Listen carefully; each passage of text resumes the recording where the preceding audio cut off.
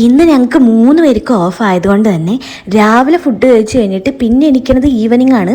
അങ്ങനെ ഞങ്ങൾക്ക് നല്ല വിശപ്പുള്ളതുകൊണ്ട് എപ്പോഴത്തെയും പോലെ തന്നെ വെറൈറ്റി പറഞ്ഞിട്ട് ലാസ്റ്റ് മന്തി തന്നെ പിടിക്കും.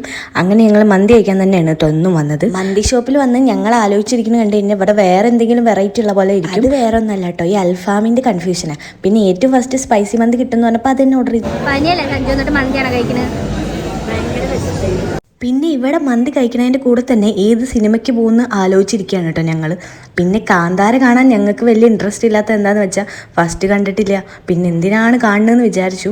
പക്ഷേ അങ്ങനെ വലിയ സീനില്ലാന്ന് പറഞ്ഞുകൊണ്ട് തന്നെ ഞങ്ങൾ കാന്താര തന്നെ ബുക്ക് ചെയ്തിട്ടുണ്ടായിരുന്നു. ഞങ്ങളിത് പറഞ്ഞും കേട്ടും വെച്ചിട്ട് ഞങ്ങളുടെ മൈൻഡിലൊരു കാന്താര ഉണ്ടായിരുന്നു.